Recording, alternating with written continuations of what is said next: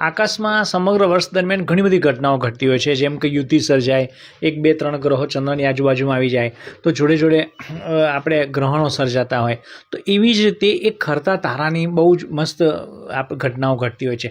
લોકોને થાય એ તારો ખર્યો, પરંતુ ખરેખર તારા ખરતા નથી, એનો વિસ્ફોટ થતો હોય છે. પણ આપણે જે જોઈએ છીએ એ ઉલ્કા વર્ષા છે, અને એ ઉલ્કા વર્ષા છે ને રેતીના કણ જેવી ધૂમકેતુએ છોડેલી ધૂળ હોય, ઘઉંના દાણા જેટલી, એ વાતાવરણમાં 100 કિલોમીટર ઉપર આવે છે એટલે સળગી જાય, અને ભયંકર સ્પીડે હોય. 60,000થી લઈને એ 2 લાખ કિલોમીટર પ્રતિ અવરની કલાકની સ્પીડે હોય, એટલે સરળ એને પડે એટલે એ દાણો સળગી જાય, રેતી જેવો હોય, અને આપણને જાત જાતના ભાતના કલર દેખાય.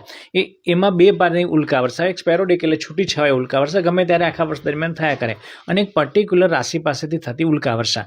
એમાંથી ઉલ્કા વર્ષા જે મહત્વની છે, યયાતિ છે, વૃક્ષ છે, સિંહની છે, મિથુનની છે, એમ આ વર્ષની 2025ની સૌથી અંતિમ ઉલ્કા વર્ષા મિથુનની થશે.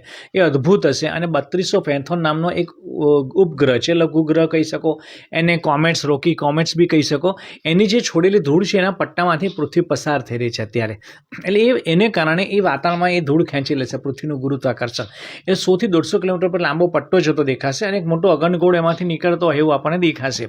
અને એમાં જે કલર હશે, વાતાવરણની ઉપર જે વાયુઓ રહેલા છે એ પ્રમાણે એનો અલગ અલગ કલર જોવા મળશે. અને વડોદરાની વાત કરીએ કે કોઈ પણ ગુજરાત રાજ્યની વાત કરીએ તો આજે રાત્રે 9 વાગે પૂર્વથી ઉત્તર દિશામાં 2 તારા દેખાશે, પુરુષ અને પ્રકૃતિ મિથુન રાશિ. એની બાજુમાં એકદમ સૌથી ચમકતો ગ્રહ દેખાશે, ગુરુ ગ્રહ. એ બહુ બેસ્ટ આજે અંધાણી છે. એ ગુરુ ગ્રહની થોડા ડાબા તરફ જશો એટલે મિથુન રાશિ છે, ત્યાંથી તારાઓ ખરતા દેખાશે.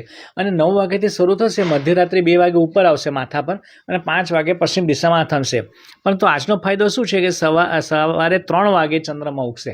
એટલે મારી દ્રષ્ટિએ લગભગ 1 વાગ્યાથી લઈને 3 વાગ્યા સુધી જો કોઈ પણ વ્યક્તિ જોશે તો સિટી લાઇટ્સ બધી બંધ થઈ ગઈ હોય, વાતાવરણનું ધૂળ નીચે ઉતરી ગઈ હોય, તો એકદમ બેસ્ટ ઉલ્કા વર્ષા દેખાશે. અને વડોદરા શહેરની વાત કરીએ તો અંદાજે 5 થી 10 ખરતા તારા દેખાશે.